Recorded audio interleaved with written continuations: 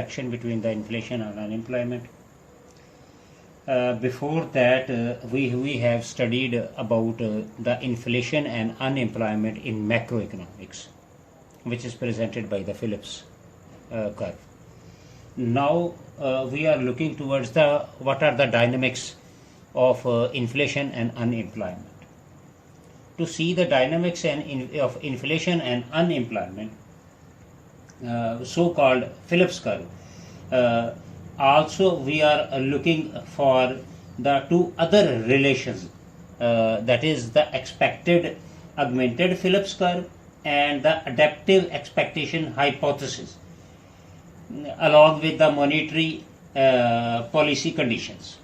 So we have basically three different conditions which we are looking for, and to see what are the impact of the dynamics of the Phillips curve in second order differential equation. So for this we will have to start with the equation that is W is a function of U. Here W is what? That is monetary wage. W is the monetary wage and U is unemployment. There exists a negative relationship between monetary wage and the unemployment, because his single prime derivative is less than that of 0. That is the first condition. And after that, and here W is what? W is actually a nominal wage rate. Is nominal wage rate. अब इस जो equation दी हुई है W is equal to F into U, इसके साथ साथ जो है हम क्या करेंगे, एक लीनियर इक्वेशन को देखेंगे, linear relationship between inflation and rate of unemployment. और उसके लिए देखें तो W जो है अल्फा माइनस बीटा यू. अब यहाँ पे अल्फा और बीटा दोनों जो हैं are positive, so greater than 0, but the difference but there is a negative relation between money wage and the unemployment. So this is a linear relationship between W and U, and in between we have a price. We have a original relationship shows the rate of inflation is negatively related with the unemployment and positive to the exogerated rate of inflation. We have an equation. हमारे पास एक equation है जिसको हमने price से indicate किया है, और price जो है वो है W माइनस टी. अब यहाँ पे टी क्या है? टी जो है that is equal to technological growth कह रहे हैं. टेक्नोलॉजी ग्रोथ, यानी ये टेक्नोलॉजी ग्रोथ के इक्वल होता है, और ये भी नेगेटिव इम्पैक्ट डालता है प्राइस के साथ. और जो P है वो अगेन P जो है that is a P over P, that is a nominal price rate दिया हुआ है, ग्रोथ ऑफ प्राइस लेवल है, और W जो है वो फिर हमारे पास नॉमिनल वेज है. अब ये वाली जो वैल्यू है हमारे पास W जो है वो इसके अंदर हम पुट कर देते हैं, तो हमारे पास प्राइस इक्वेशन क्या आएगी? Alpha minus T minus beta you. ये हमारे पास एक इक्वेशन आ जाएगी. अब इस इक्वेशन के लिहाज से हमारे पास ये जो प्राइस कंडीशन हमें रिप्रेजेंट कर रही होगी, और इसके अगेंस्ट हम जो है हम देखेंगे कि इसका इम्पैक्ट क्या पड़ेगा हमारी बाकी जो दीगर दो जनरल इक्वेशंस होंगी, उसके लिहाज से हम इसको चेक कर लेते हैं कि इसका हमें हमारे जो रिलेशंस प्राइस का उसके साथ इम्पैक्ट क्या पड़ेगा. तो बेसिकली हमारा जो फंक्शन था वो था W is equal to F into U, और इसके अंदर हम H इंटू पाई वो हम ऐड कर रहे हैं, which is expectations of augmented Phillips relation को ज़ाहिर कर रही है। एक्सपेक्टेशन एगमेंटेड रिलेशन को ज़ाहिर कर रही है। ठीक है जी।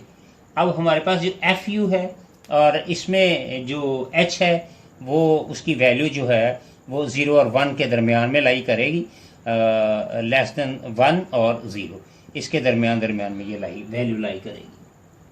अब यहाँ पे ये जो पाई है ये क्या है, that is equal to denoted by the expected rate of inflation. Pi जो है वो एक्सपेक्टेड रेट ऑफ इन्फ्लेशन कहलाएगा। और अब हम यहाँ पे एफ यू का जो फंक्शन हमारे पास आया था वो प्राइस की वैल्यू आई थी, तो इसके अंदर हम इसको पुट कर देते हैं। तो मेरे पास प्राइस की इक्वेशन क्या आ जाएगी, alpha minus T minus beta U plus H pi. तो ये मेरे पास आ गया। अब यहाँ पे पी क्या है, ये नेचुरल इन्फ्लेशन है। ठीक है, पाई जो है वो एक्सपेक्टेड इन्फ्लेशन रेट है और यू जो है वो अनएम्प्लॉयमेंट है और टी हमारे पास टेक्नोलॉजी है। अच्छा जी, इसके बाद हमारे पास ये इक्वेशन हमारी ए कहला रहती है। हमारे पास इक्वेशन थी, हमने जो दो डिफरेंट इक्वेशंस को और देखना था, वो एक थी expected rate of inflation, expected rate of inflation. और एक्सपेक्टेड रेट ऑफ इन्फ्लेशन हमारे पास क्या था, वो था D pi over D T that is equal to J into P minus pi. ये हमारे पास है। और यहाँ पे ये जो जे है that is also in between 0 and 1। इसकी वैल्यू भी 0 और 1 के दरमियान में आती है। अच्छा, अब इसके अंदर हमें एब्सोल्यूट इसकी मैग्नीट्यूड को देखना पड़ेगा कि अगर तो जो नेचुरल जो इन्फ्लेशन है, यानी ये जो नेचुरल इन्फ्लेशन है पी माइनस पाई, पी जो है अगर ये जो है ये greater than that of the expected natural rate, यानी अगर हमारे पास जो है, अगर हम कह लें कि जो नेचुरल इन्फ्लेशन जो है वो एक्सपेक्टेड इन्फ्लेशन से ज़्यादा आ जाए, अगर किसी भी सूरत में अगर ये ज़्यादा आ जाता है तो d pi over D T जो है वो ग्रेटर देन 0 हो जाएगा। ठीक है, और अगर किसी सूरत में ये कम हो जाए तो ये हमारे पास क्या हो जाएगा, D pi over D T जो है वो लेस देन 0 हो जाएगा। तो ये हमारे पास दो कंडीशंस अप्लाई होंगी। अब हम क्या करेंगे, ये जो हमारे पास इक्वेशन आई थी ए इक्वेशन, ये ए इक्वेशन हम इस एक्सपेक्टेड रेट ऑफ इन्फ्लेशन के अंदर हम पुट कर देते हैं। तो एक्सपेक्टेड रेट ऑफ इन्फ्लेशन क्या था, D pi over D T J, और पी, यहाँ पे पी की वैल्यू जो है यानी इन्फ्लेशन की वैल्यू, वो इक्वेशन ये थी alpha minus T minus beta U plus H pi. ये हमारे पास आ गया। अच्छा जी, अब इसको थोड़ा सा सिंप्लीफाई कर लेते हैं हम। और जब हम इसको सिंप्लीफाई करें और माइनस पाई भी आएगा इस साथ, यहाँ पे माइनस पाई भी साथ आएगा। तो इसको अगर हम सिंप्लीफाई करें तो J minus alpha minus T minus beta U plus यहाँ से आप पाई कॉमन ले लें तो एच माइनस 1 इंटू पाई आ जाएगा। इसको मज़ीद अगर हम देखें तो alpha minus T minus beta U, तो यहाँ से हम माइनस कॉमन ले लेते हैं तो ये 1 माइनस एच इंटू पाई आ जाएगा। अब इनको हम सेपरेट कर लेते हैं। हम सेपरेट क्या आ जाएगा, J alpha minus T minus beta U और माइनस जे जो है 1 माइनस एच इंटू पाई, ये हमारे पास आ जाएगा। ये इस तरह से हमारे पास डी पाई ओवर डी। इसका अगेन डिफ्रेंशिएट करते हैं। इसका जब अगेन डिफ्रेंशिएट करोगे तो ये हमारे पास आ जाएगा डी टी और ये आ जाएगा, ये दोनों ज़ीरो हो जाएंगे कांस्टेंट की वजह से। सो माइनस जे बीटा, अब ये जो यू है ये बन जाएगा D U over D T और माइनस जे 1 माइनस एच, और ये जो पाई है एक्सपेक्टेड इन्फ्लेशन रेट जो है that becomes equal to D pi over D T. अब यहाँ पे देखें ये D U over D T जो है, D U over D T that is adaptive expectations. यहाँ पे अडेप्टिव एक्सपेक्टेशंस क्या था, D U over D T D U over D T that is equal to minus K M minus P. यहाँ पे ये m minus P है, that is equal to N the difference between the growth rate of nominal money and the rate of inflation. ठीक है जी, ये इनके दरमियान difference जो आ रहा है इसको हम यू कह सकते हैं, इसको हम यू रिप्रेजेंट कर सकते हैं कि ये क्या हो सकता है। बेसिकली ये हम इसको कह सकते हैं कि ये मनी सप्लाई है, ये इसको हम मनी सप्लाई का नाम दे सकते हैं कि जी मनी हमारे पास है, मनी सप्लाई है। अच्छा, अब यहाँ पे हम ये D U over D T की वैल्यू जो यहाँ पे हम पुट कर देते हैं, D square pi over D T square that is equal to minus J beta. अब यहाँ पे इसकी वैल्यू ये हम पुट कर देते हैं, तो ये आ जाएगी माइनस के इंटू एम माइनस पी और माइनस ये आ जाएगा जे इंटू वन माइनस एच और D pi over D T. इसको मज़ीद हम ज़रा इसको मल्टीप्लाई करें तो ये आ जाएगा जे बीटा के और एम आ जाएगा, यानी हम के इससे मल्टीप्लाई होगा और फिर जे बीटा से आ जाएगा, और जब इसको हम मल्टीप्लाई करेंगे तो ये आ जाएगा जे बीटा के पी माइनस जे वन माइनस एच और D pi over D T, ये हमारे पास आ जाएगा जी। ठीक है, अब इसमें हम ये करते हैं कि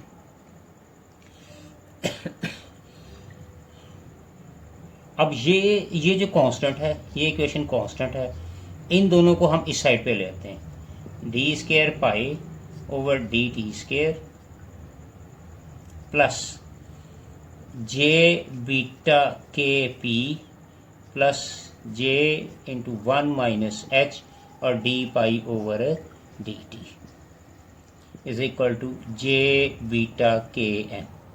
ये हमारे पास आ गया। अब देखें, जो हमने पहले इक्वेशन यूज़ की थी एक्सपेक्टेड रेट ऑफ इन्फ्लेशन वाली, यानी वो हमारे पास थी D pi over D T equal to J और पी माइनस पाई। ठीक है जी, जो हमने स्टार्ट के अंदर हमने जो एक्सपेक्टेड रेट ऑफ इन्फ्लेशन को हमने रिप्रेजेंट किया था। अब यहाँ से इसको हम ज़रा यहाँ से हम पी की वैल्यू फाइंड आउट करते हैं, और पी की वैल्यू फाइंड आउट करने के बाद यहाँ पे हम इसको फिट करेंगे। तो यहाँ से ये जे जो है वो यहाँ पे आ जाएगा 1/j D pi over D T equal to P minus pi. तो पी किसके आ जाएगा 1/j D pi over D T और प्लस पाई आ जाएगा। अब ये देखें, ये पी की वैल्यू यहाँ पे पाई, अब इसके अंदर हम इसको फिट कर देते हैं। So D square pi over D T square plus जे बीटा के और पी की जगह हम यहाँ पे पुट कर देते हैं 1/j D pi over D T plus pi plus जे one minus H D pi over D T और इक्वल टू आ जाएगा जे बीटा के एम। अब इसको हम ज़रा मज़ीद हम इसको एलेबोरेट कर लें, ज़रा सिंप्लीफाई कर लें। तो यहाँ से देखें, इन दोनों इक्वेशनों में से अगर मैं इसको ज़रा मल्टीप्लाई करूँ तो d pi over D T और D pi over D t, यहाँ से हमारे पास ये एक कॉमन आ रहा है, और इस कॉमन को हम इसको लिख लेते हैं D square pi over D T square. ठीक है जी, तो इसको ज़रा मल्टीप्लाई करेंगे तो जे बीटा के 1/j D pi over D T plus इसको इससे मल्टीप्लाई करें तो ये आ जाएगा जे बीटा के पाई प्लस जे one minus H D pi over D T और ये आ जाएगा जे बीटा के एम। अब यहाँ से ये कैंसिल आउट हो जाएगा। So D square pi over D T square plus ये आ जाएगा beta k d pi over D T plus इसको हम पहले लिख रहे हैं j one minus H D pi over D T plus जे बीटा के पाई और इक्वल टू आ गया जे बीटा के एम। तो यहाँ तक हमारे पास इक्वेशन आ गई जी। हाँ जी, अब यहाँ से देखें, ये इक्वेशन जो है अगर हम देखें तो यहाँ से मेरे पास ये कॉमन आ रहा है, तो मैं यहाँ से ये कॉमन लेने लगा हूँ। तो ये मेरे पास आ गया D square pi over D T square plus यहाँ से हमारे पास आ जाएगा बीटा के प्लस जे 1 माइनस एच, और यहाँ से कॉमन मेरे पास आ गया d pi over D T plus जे बीटा के पाई, और फिर हमारे पास आ गया equal to J beta K और एम, यहाँ पे आ गया। तो अब यहाँ पे देखें, ये आपको नज़र आ रही है second order differential equation. Second order differential equation क्या होती है? Y double prime T plus A1 Y single prime T plus A2 Y equal to B, यानी कि ये नॉन होमोजीनियस केस, ये नॉन होमोजीनियस केस। अब आप देखें ये डबल प्राइम है, फिर सिंगल प्राइम है, फिर वाई और कांस्टेंट है। सेम यहाँ पे देखें ये डबल प्राइम आ गया, यानी सेकंड डेरिवेटिव आ गया, ये फर्स्ट डेरिवेटिव आ गया, ये यहाँ पे सिंपल पाई की फॉर्म में आ गया, और ये कांस्टेंट आ गया सारा। तो इसका मतलब है जब मैं इस डबल इक्वेशन, इस सारी इक्वेशन को मैं इसके साथ अगर कंपेयर करूँ तो मेरे पास क्या आएगा? A1 की वैल्यू मेरे पास क्या आएगी? दैट इज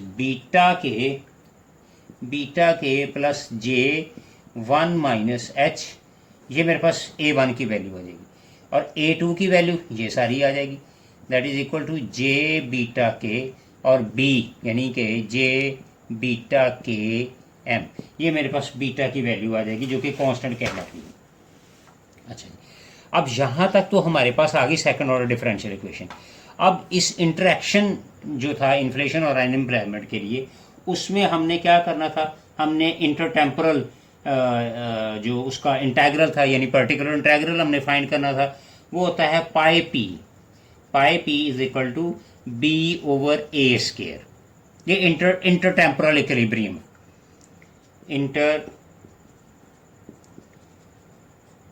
टेम्पोरल इक्विलिब्रियम, यानी कि हमने तो टाइम पाथ फाइंड करना ना यहाँ से, तो यहाँ से ये वाई पी आ जाएगा। अब यहाँ पे बी देखें, बी मेरे पास क्या है? जे बीटा के एम, और A2 मेरे पास क्या है? जे बीटा के। तो यहाँ से ये कट होके हमारे पास क्या रह गया? ए रह गया, यानी पाई पी मेरे पास क्या रह गया? वो एम रह गया। अब यहाँ पे हमने क्या करना है? हमने यहाँ पे कम्प्लीमेंट्री यानी वाई सी निकालना है, कम्प्लीमेंट्री फंक्शन। अब कम्प्लीमेंट्री फंक्शंस क्या होता है? उसके लिए हमें कैरेक्टरिस्टिक रूट्स चाहिए होते हैं, यानी R1 R2 और A1 minus A1 plus minus A1 square minus 4A2 root over हमारे पास आ जाता है 2 आ जाता है। ठीक है जी। और यहाँ से फिर हम इसके डिफरेंट केसेस हम फाइंड कर लेते होते हैं कि रियल है, रिपीटेड है, या कम्प्लेक्स केस आते हैं। तो ये हमारे पास था जो कि इंटर रिलेशन था हमारा, इंटरटेम्पोरल रिलेशन था इसका इन्फ्लेशन और अनएम्प्लॉयमेंट का, जिससे हमने ये फाइंड करना था। सो टाइम पाथ पाई जो है, जो टाइम पाथ पाई है यानी वो वाई सी और वाई पी पे डिपेंड करता है, of pi would depend on particular values of the parameters. Once we find the time path, we might be able to determine the unemployment or the rate of inflation. यानी जैसे ही हम time path निकाल लेंगे तो हम easily unemployment और rate of inflation जो है वो उसको कैलकुलेट कर सकते हैं। Thank you very much.